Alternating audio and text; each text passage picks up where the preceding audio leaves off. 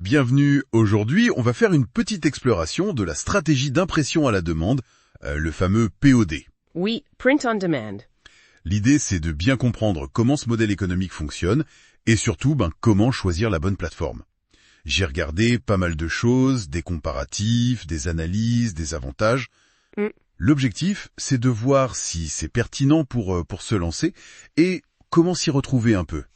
C'est un modèle qui est assez séduisant, effectivement. L'idée, c'est d'externaliser toute la partie production, l'expédition aussi, à un partenaire. D'accord. Donc, concrètement, on n'a pas besoin de gérer de stock soi-même. Ah oui, pas de stock. Non. Et ça change quand même pas mal la donne par rapport au commerce plus classique. Oui, ce qui m'a vraiment marqué au début, c'est le faible risque. C'est ça le point clé, je trouve.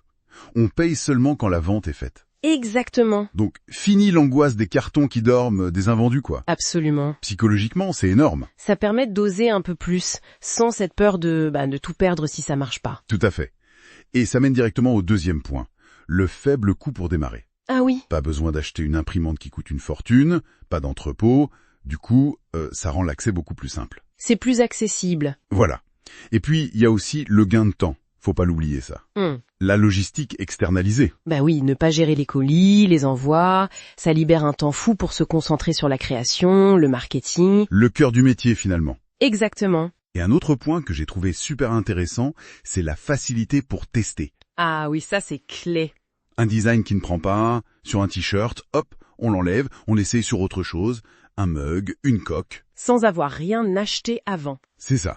On peut vraiment ajuster son offre en direct, voir ce qui plaît vraiment à l'audience. C'est une validation quasi instantanée. Plutôt que de parier sur un stock entier. Exactement. Et cette flexibilité, ça ouvre la porte à la scalabilité. C'est-à-dire ? Si un produit cartonne, on peut en vendre des centaines, des milliers, sans se soucier de la production qui suit derrière. Le partenaire gère l'augmentation du volume. Voilà, pas de rupture de stock, ce qui arrive souvent quand on gère tout soi-même. Et puis, le dernier point, c'est la liberté géographique. Ah oui, le fameux digital nomade. Bon, les avantages sont clairs. C'est assez convaincant. Mais alors, la question qui tue, où est-ce qu'on vend ?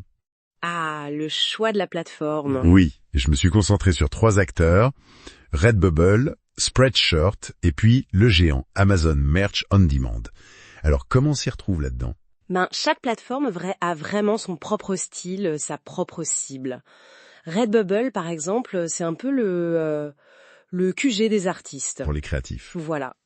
L'inscription est ouverte, facile, le catalogue est assez large, plus de 70 produits, et le public cherche de l'originalité. On parle d'environ 20 millions de visiteurs par mois. Pas mal. Et on fixe ses propres marges, en général ça tourne autour de 15-20%. C'est bien pour une niche créative. D'accord. Et si ma cible est plus en Europe, ou si je veux encore plus de choix de produits, j'ai vu Spreadshirt. Alors Spreadshirt, oui, ils sont très forts en Europe. Le trafic est un peu moins important, peut-être 5 millions par mois, mais bien ciblé. L'inscription est facile aussi, et le catalogue est plus vaste, plus de 200 produits. Et surtout, il propose une option de boutique personnalisée. Ah, en plus de la marketplace ? Oui, c'est ça. C'est en plus pour construire sa marque. Les marges sont variables, entre 10 et 30%, ça dépend. Intéressant. Et pour finir, Amazon Merch on Demand. Là, on change d'échelle, j'imagine. Carrément. On parle d'Amazon, donc une audience potentielle énorme. Plus de 200 millions de visiteurs par mois. Et la livraison Prime, c'est un argument fort. Oui, la rapidité. Par contre, c'est plus sélectif. Il faut candidater, ils n'acceptent pas tout le monde. D'accord, il y a une barrière à l'entrée. Oui, et le catalogue est plus restreint, une vingtaine de produits, surtout des t-shirts, des sweats. L'avantage, c'est la visibilité massive. Et les royalties ? J'ai entendu dire qu'elles étaient plus basses ? Elles sont fixes et souvent plus basses, oui. Par exemple, un t-shirt vendu 19,99$, ça rapporte environ 5,23. Ah oui, c'est moins. C'est un calcul à faire. Viser le volume énorme d'Amazon avec une marge plus faible ou une niche avec une marge plus confortable ailleurs. C'est vraiment une question de stratégie. Et ce qui est assez fou, c'est de voir comment ce marché du POD explose. Ah oui, la croissance est impressionnante. J'ai vu des chiffres. 6,3 milliards de dollars en 2022 et une projection à plus de 45 milliards d'ici 2031. C'est énorme, ça montre bien que c'est une tendance de fond, pas juste un petit truc passager. C'est lié à quoi d'après vous ? Mais il y a la montée de l'économie des créateurs, le besoin de personnalisation, et puis le modèle s'étend. On voit du POD pour le café, les cosmétiques, les compléments alimentaires maintenant. Ah oui, carrément. Oui, ça ouvre sans cesse de nouvelles portes, de nouvelles opportunités. Bon, pour résumer un peu tout ça, l'impression à la demande, ça apparaît comme une méthode assez agile, peu risquée, pour se lancer dans la vente de produits personnalisés. Tout à fait, flexible et évolutive.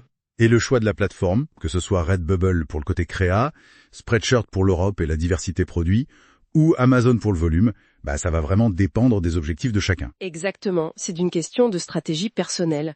Et d'ailleurs, pour aller un peu plus loin, Oui, on pourrait se demander comment ce principe de base du POD, c'est-à-dire tester une idée sans immobiliser de stock, pourrait être utilisé pour valider un produit avant peut-être d'investir plus lourdement dans un inventaire.